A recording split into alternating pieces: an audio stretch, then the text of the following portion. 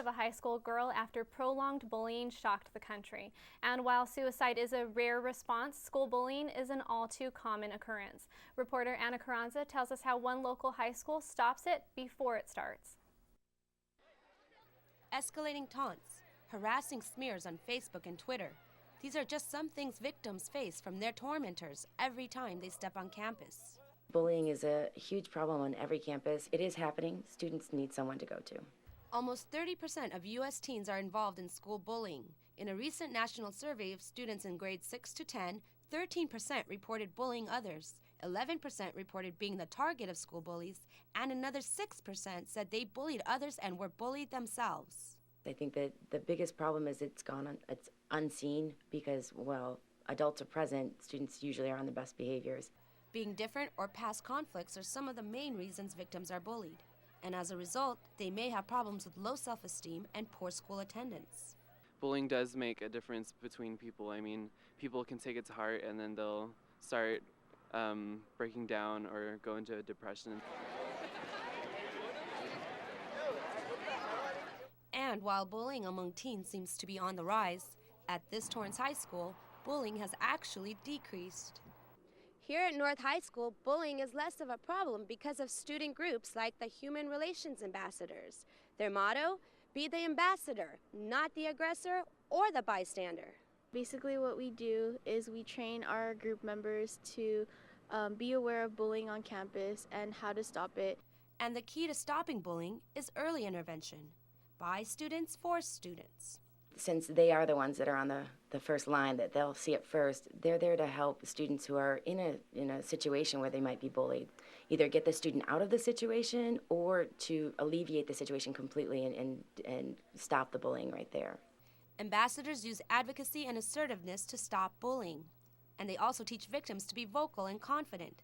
But now a bigger problem may be cyberbullying. Twitter and Facebook, not only that it's like online, it's just like everyone could see it, you know?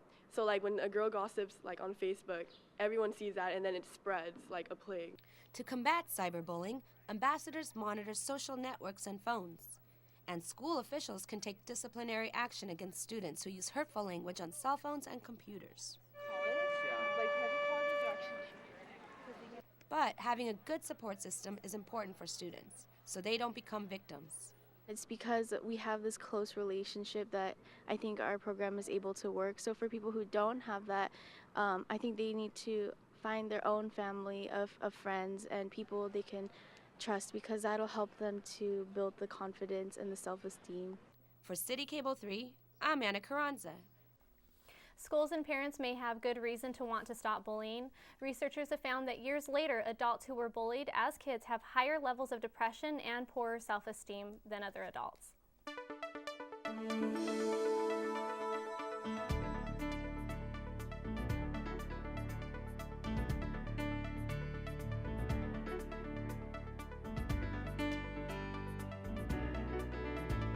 Torrance Memorial Medical Center has big news about an upcoming building project.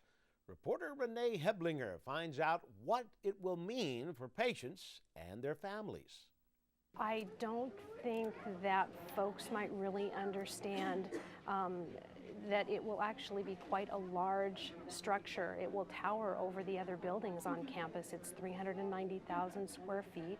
Connie Center is referring to Torrance Memorial Medical Center's new $500 million renovation project, including the new patient tower underway. This project actually started with a seismic mandate. As a result of the 6.7 earthquake that hit Northridge in '94, lawmakers imposed stricter seismic standards on its hospitals. The state has extended deadlines until 2015. The central tower, built in 1971, doesn't meet standards, but the new tower will, and much more.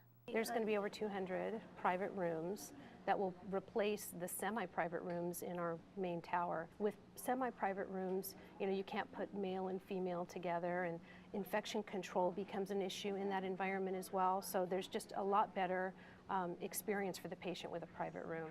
Center says not only are they trying to provide a better experience for the patient, but for their families as well. So that families can step away from the bedside of the patient, but not be so far removed that they might feel uncomfortable, that they can't come and be reached if they're needed.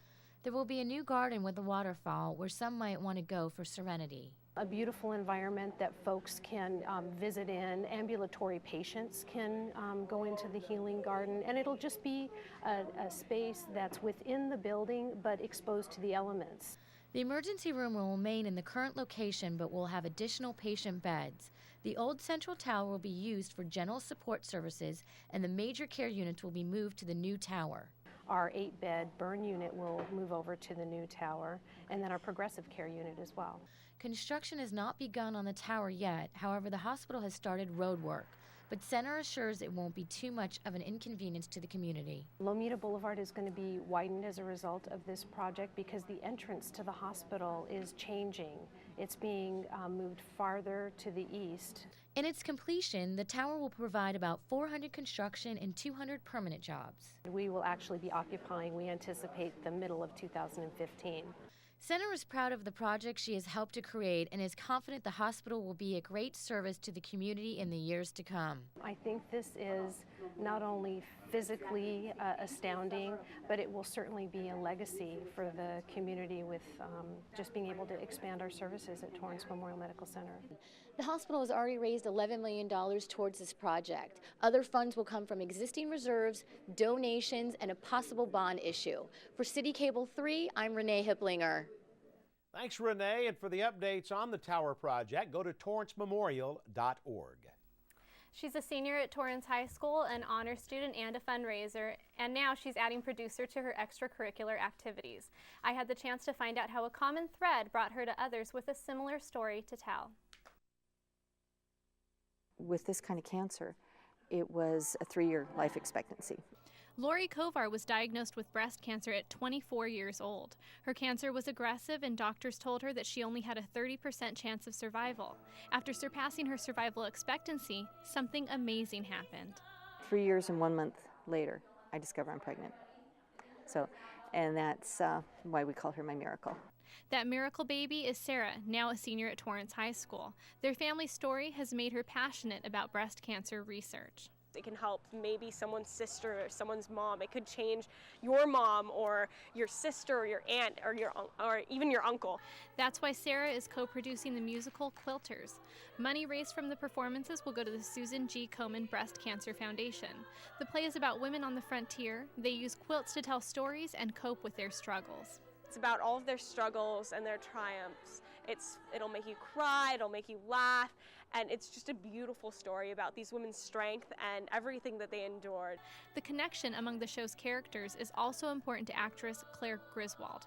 Her mother recently learned she has breast cancer, and coping with her mother's illness has been difficult.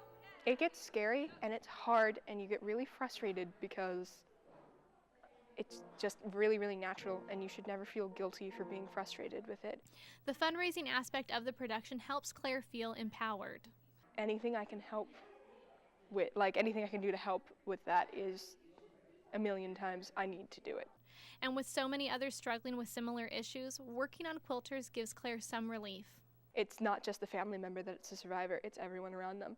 And to be around other survivors makes it so much the difference. In this production, the play isn't just a play. It's a support group, a fundraiser, and a way to pay tribute to women fighting cancer. The fact that this is impacting so many girls is just a testament to how many lives this show is going to be able to touch.